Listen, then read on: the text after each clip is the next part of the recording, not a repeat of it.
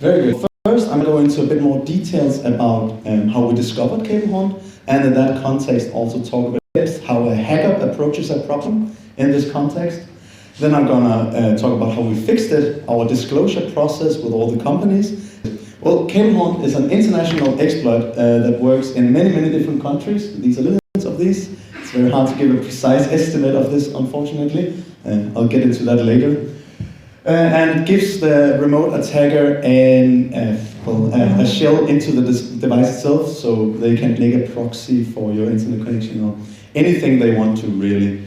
It is exploited through, most commonly, people's browsers, but can also be exploited through email clients or devices already. At one end of the spectrum, we have 10 lines of JavaScript that can crash just overflowing something. At the other end of the spectrum, we have and gain persistent access to this to millions of devices and potentially at the push of a button just turn off. The hardest part, I'm pretty sure that if you take 10,000 kroner in your pocket and go down to DTU, you can probably rediscover it. Well, it starts, as many other good stories, with the internet went out. And most set modem themselves to fix the issue. Well, we're not sensible people, so instead we tried, well, we can fix it ourselves, easy. So we didn't know much about the internet industry at this point, but we did know that there was this change all sorts of interesting stuff. So we went there and started poking around, and that wasn't any of our own computers, mobile phones, light bulbs, different from the administration panel on our own network. And what was very interesting, a little tool called Nmap, which is just a tool that scans a specific, and we found this one, Telnet. Telnet is just an application protocol like SSH, and it's just to get a terminal into a specific system. We guessed that this was probably a Linux device running here. It often is a Linux device. So we thought, well, we want to gain access to the root user. That's the one we want to get access to. It's important to say here that most things, a company called Broadcom, a very, very large company that is a subcontractor to all of these other ones. And they probably also write all of this, most of the services running on your device. So of course they would have chosen a very, very good and secure password for the device. Well, okay, fair enough. So now we could log in. We got into the system and we could actually start poking around and finding out what was this thing. Of course, we couldn't access this externally. So it's just to use the user interface to just port forward the device, and of course the router didn't care that we were trying to port forward its own modem. That's fine, no problem. You just do that. So we could actually port forward it. Now we of course had to access that external. To try and do this, we use something called DNS rebind. It's not important, but it's just some way of accessing other things on your local network that is not your own PC. And most of the time this doesn't work because modern web servers actually require it like that. So no problem. I mean, we had to the credential. As many of you probably know, modern day modems actually are distributed with unique passwords for each of them, which of course means that's very, very good, and it makes life hard for hackers, and you should definitely do that. However, they also tend to be distributed with another user, which is a support user, which have defaults. Very, very professional looking credentials. So now we could access the modem itself externally through people's own browsers. So that was bad. And so we went to our ISP and of course told them about this. They took it very seriously and said, okay, this is a problem. We're gonna take it seriously, we're gonna fix it, but you won't get into the ECOS. And well, first thought was, of course, what is ECOS? What is DOCSIS? We didn't even know about that. We had no documentation, we had no data sheets, no firmware, no industry knowledge at all. We didn't even have the right screwdriver to open up this thing. I mean, that's the level we were at this point. However, we had seen a lot of security misconfigurations already at this point. So we had smelled blood, and of course they told us we couldn't do it, so of course we wanted to do it. So, a little bit of insight here, which we could have used. What we had gained access to was actually the media server, which is very, very common. Many modems have a two split systems. They have the a Linux system running all sort of non-critical things like NAS servers, media servers, all of that good stuff. And on the other side, they have the actual cable modem itself, which runs your internet, which runs the internet services and protocols and all the stuff you actually want to control. And we haven't got access to that yet. They are very, very well split for security reasons, obviously. And it's very, very hard to actually communicate between those two. But they do have one communication in between them, a configuration connection called SNMP. Some of you may know it, but it's just a configuration. But of course, to use this, you have to actually know the specific variable you want to change, and actually also know the password for this connection. And of course, at this point, we had no clue. But if you wanted to find the variables, well, they are definitely inside the firmware. So let's try to see if we can get the firmware. Of course, we didn't have any of the required hardware to actually get the firmware. It wasn't, of course, not online, available online. But we had poked around inside of the Linux by this point and had a good idea of how the architecture worked. So we found that we had a speed device which contained the bootloader, and we had a NAND flash which contained all the firmware, which is what we wanted to get. We also found this little thing. It's just a serial port on the device, on production hardware, which is a problem because it's usually used in the factory, but it was on the device, the aforementioned configuration connection. So we wanted to get the firmware out now. And of course, we didn't have any of the hardware. We didn't have any way of getting it off the board and putting it into a small device that could get our stuff out. But we did have a soldering iron. And on the back side, there were these nice big soldering points that we could just put wires on, and following the documentation online about the specific flash, we could extract the firmware after a little bit of hassle with an Arduino device. We actually wrote a program that could extract it.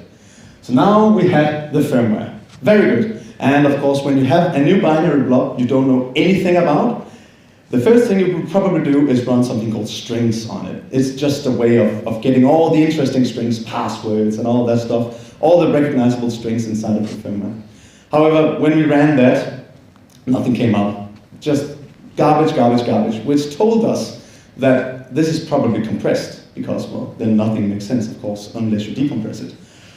So to decompress it, how do you do that? Well, for it to run, something must decompress it beforehand, which is the bootloader, of course. That must decompress it before it runs. So we extracted the bootloader the same way we did the firmware. We uncompressed it, and we had the bootloader. And we ran strings on that and found many, many interesting strings inside of it. Sorry. Come on. We found this one, program store. I mean, it sounds like a format. It sounds like a format to compress something with. I mean, it stores a program. We didn't know what it did, of course, but it was an interesting string nonetheless. So we Googled around, program store versus Broadcom to see if something came up, and yes, it did. Broadcom had a GitHub page where they had a firmware, an open source firmware with the bootloader and everything inside of it. Of course, we couldn't run our own bootloader. It was compiled to a different architecture. But we could run this one. It was written in C++. So, well, we did that. We extracted the actual thing that did the program store stuff and ran that part, and now we could actually decompress the firmware.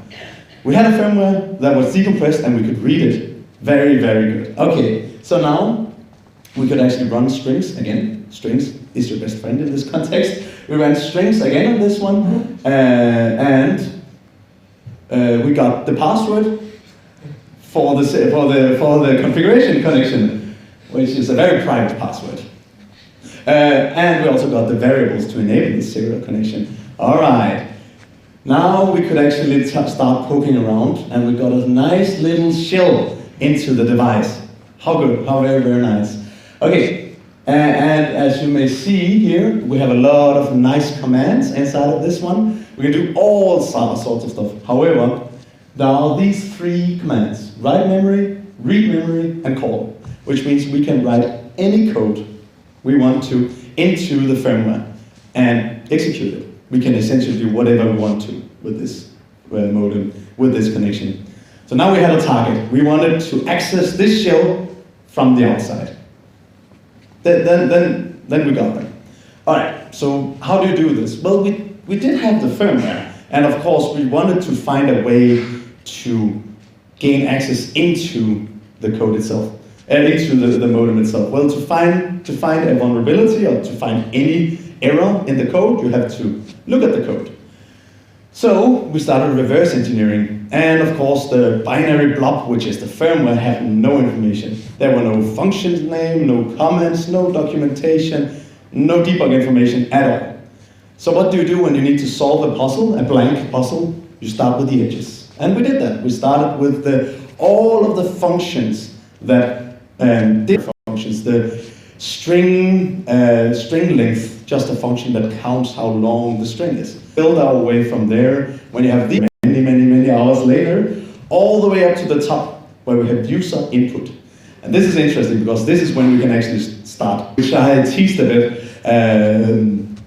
So we found a tool called the spectrum analyzer, and it was running on a specific IP address and a port. So we immediately went into our browsers and looked here, and we found this tool, a very nice tool, which is meant to scan your network and find errors with your connection.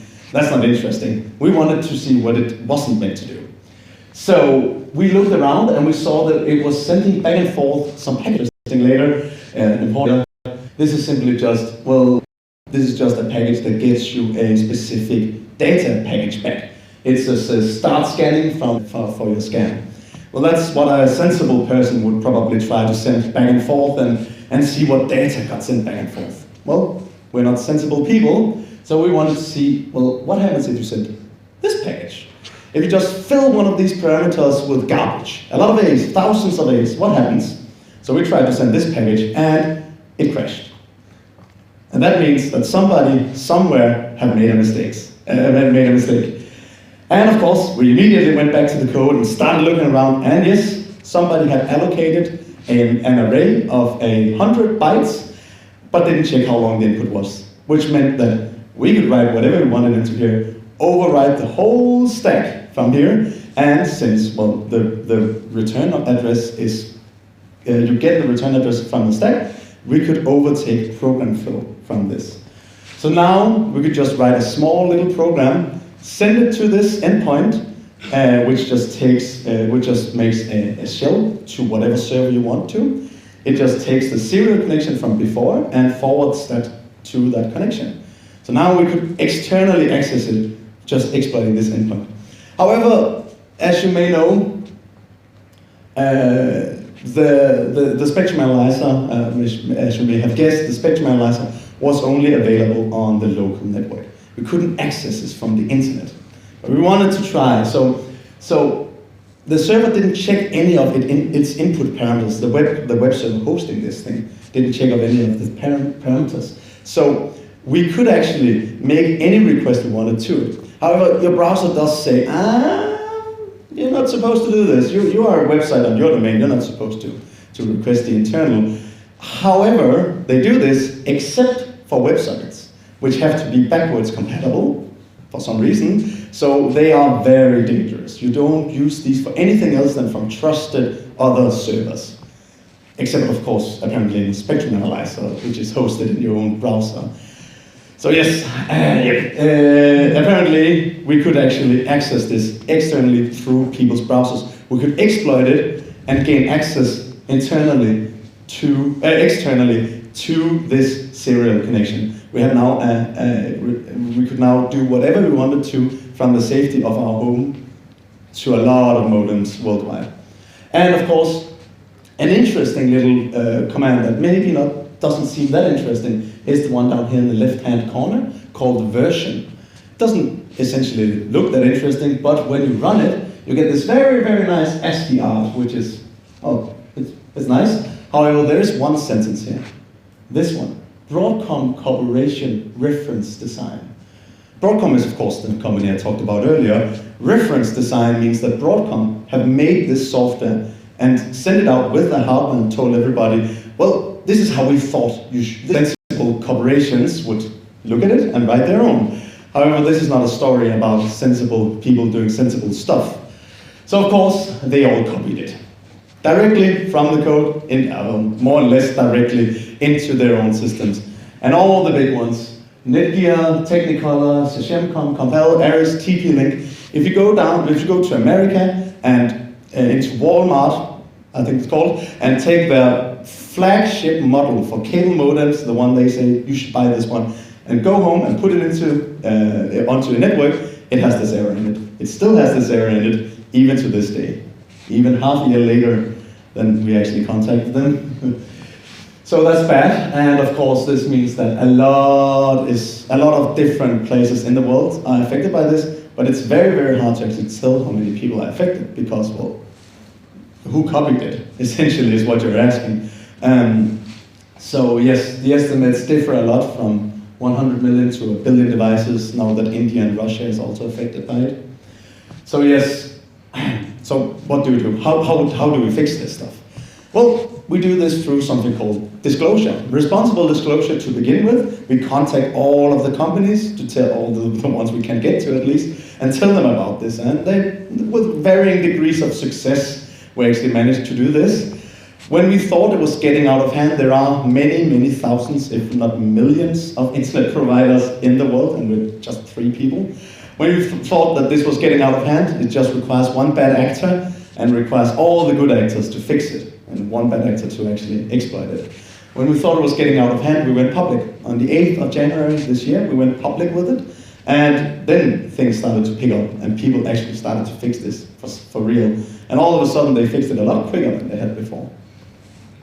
So now we're standing here on the other side of Cable Hunt, standing here, and what did we learn from this? Well, before I'm gonna go into the key takeaways, I'm just gonna take a little time to look at this sentence. This is a sentence we've heard a lot, both in cable hunt exploitation, but also in general in the industry, and even in the mainstream media. We hear this a lot: everybody can be hacked. And while it is true that there is probably no such thing as an unhackable system, there are low-hanging fruit, and there are potatoes. And there was a lot of other problems that we haven't talked about here, or I haven't talked about here in this system. And of course, these, some of them just happened to align to create this very, very problematic thing. But at some point, all of the jokes I made earlier, all of the comedy becomes tragedy. And that it's just, at some point you just have to realize it is a symptom of your system, of how your system is actually made, that have made this big of a mistake. So yes, there are things you can do even though everybody can be hacked. And what can you do then? Well, the first key takeaway that we learned in this context was responsibility. We met so many varying levels of responsibility from these companies. We met some ISPs that were just like, we only have supported devices, we just contact our manufacturers straight away, thank you very much for informing us. They got a firmware, they patched it for all of the customers, and everybody's happy. That's very good. Some of them had unsupported devices in the field, which you can say what you want to, but at least these companies took responsibility. All right, we took a risk. It didn't pay off. We're gonna pay for custom firmware and put it on our devices. Fair enough. So that's also a solution. Other companies, not so responsible, they just thought, we'll just configure our devices. We'll just configure our way out of it. But the problem with configuration is, of course, you are going to forget it. And at some point, you get new staff, or your current staff just forgets, why do we block this specific port? Anybody remember? No? Let's clean this stuff up and get on, and then of course you're insecure again. And some people haven't done anything. And surprisingly, some of these companies knows about it and just hopes it goes away. And yes, at some point it will go away. The media is going to stop talking about it, your customers are going to forget, but you're still insecure, unfortunately. So yes, these companies, and some of these companies we haven't heard back from at any point during this thing. So what can you learn from this? What can you specifically in your organizations learn from this? Well, everybody makes mistakes. But if you take responsibility for your own systems, you're gonna put procedures in place to fix these mistakes. And this, I'm talking about, of course, mentally taking responsibility, not legally. We don't care about legality. It doesn't make you secure in this context, at least. Take responsibility, because if you take responsibility for your whole system, also the stuff you received from other people, you're going to put procedures in place where you can put out security patches for your devices easily, or at least the more you do it, the easier it gets. Take responsibility, because the only way in a modern world to stay safe is to be able to fail gracefully.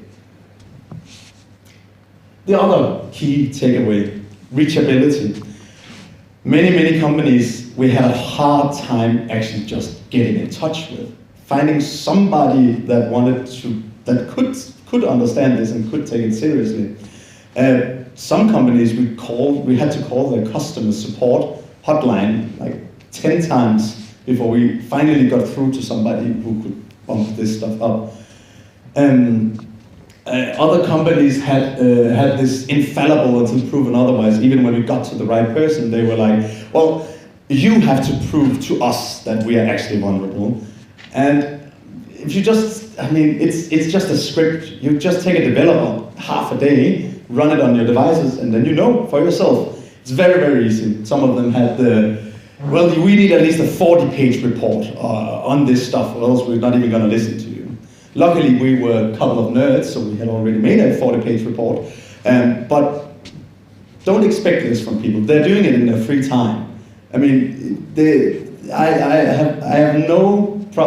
I'm pretty sure there's a lot of people who are not willing to write these 40 pages reports, and they'll just go public with it. And of course, you can't stop that.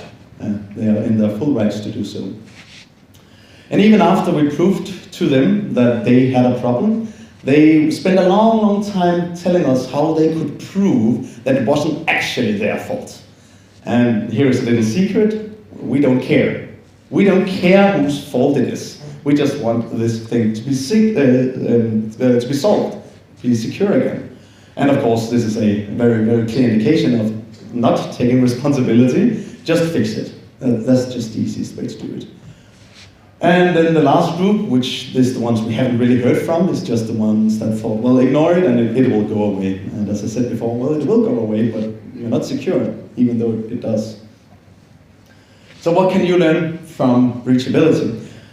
Be reachable, even in the most practical sense. Like, make something called a security TXT. Google it. It's very easy. It's just something on your website. And people will be able to contact you easily, and you will be able to filter the noise from the actual serious things. Have just the bare minimum is a security TXT. Create precedents for being the ones that hackers want to contact first. If they contact you, it's so much easier to dismiss somebody after you've taken them seriously than to take them seriously after you've dismissed them. So find out if they actually have something that is correct, and if they don't, well, you can always dismiss them afterwards. But start by taking them seriously, and then take it from there. It's a lot easier. Then, something we didn't try even once in this whole process, in this whole year of working with Cablehorn, nobody at any point told us, okay, we understand, this is a problem. We're going to help you guys get in contact with the rest of our industry. And while it does make sense, your industry makes perfect sense to you. I mean, everything in your industry makes sense, or at least most of it. You know who to contact, you know how to do this stuff. Of course, that's how it works. But for somebody outside, even though it looks like we know or they know a lot of stuff about your things, they don't know about your industry. They don't know who to contact next, how to go on with this. And if you do this, you will be the first they contact next time they find something. I'm certain of it. If you're the ones that take it seriously as soon as they're contacted and actually bring the hackers on and get them to fix it in the rest of the industry, you're going to be the first to know about it. So do this thing, and it will be so much worth it. Last, public disclosure. So this is a bit of a mixed bag of our own things and what you can learn. We learned that, unfortunately, public disclosure is a lot more effective than responsible disclosure. It's a lot more effective to just go to the media and let everybody scramble to fix it. It gets fixed a lot quicker than actually going to the companies first and make them fix it before you tell everybody else about it. And that's a shame, because it shouldn't be like that. It should be most effective to go to the companies, because in that way everybody's also more secure and safe. But unfortunately it isn't. So understand that it is going to get out. Of course, that makes sense probably to all of you, but understand it's going to get out and there's nothing you can do to stop it. So help them fix it. Make an open, responsible disclosure program for your company, where you can actually have a website explaining them, this is the process, this is how you do it. Contact us and let your technical personnel be in charge of that, because they speak the same language. Then consider a bug bounty program. I do know it sounds like you're inviting hackers to hack you for your money, but it is going to be the cheapest security consultancy hours you'll ever get. And you don't even have to pay them if they can't actually find anything. It's very much worth it. Even if it's getting out of hand, you can always close it afterwards. You can always close down the bug bounty program afterwards. So yeah, and it helps, of course, the hacker justify their time, even though they will spend a lot more time than is justifiable. It will help them, and they want to come back to you, of course, in the future. And last point in this whole thing, don't let your lawyers create these programs. It just doesn't work out. I have an example for this to end with. We have Brocade, which is just a subsidiary to Broadcom. This is their responsible disclosure policy. And of course, any reasonable person reads the policy like this. But of course, we're not reasonable people, so we read it like this. Brocade take legal actions against reporters. Reporters cause harm to Brocade. Reporters violate criminal law. Reporters don't disclose vulnerabilities before Brocade confirms. Thank you. You ready to run the demo? Okay. Put in the board. All right. So now this computer will act as a victim just entering our site, while this computer will act as the attacker. So this is hosting just a single web server. Yeah, and we can show both screens. So this computer here will go onto some random website, which is just our local one because we're not on the internet, but it could be hosted anywhere. So when you go there, and then this terminal is the one on the remote device. We have connected to his computer over here, yeah. And it is currently running the exploit against the modem. So it takes some time. It takes about 30 seconds for it to be stable. Because for these 30 seconds, you don't have to stay on the page. As soon as you return to the page, you're hit. But it takes some time for our server to send the shellcode to your modem and then to execute. Yeah. So currently the modem is just running our code and waiting until. And now we get a shell. So now we got over here on this computer. We can type ls, and now we have the same shell as you saw before. So we have all of the call command, and that is just by user accessing the site, so to speak, and can poke around. So if you go into some of these settings, you can see here we can go into subdirectories, non-vol. Then if you show, we will get a lot of some info about this. So here you get some private keys and so on. So if you hook up your own modem, you could spoof your neighbors' traffic if you get these keys, or whatever you could imagine.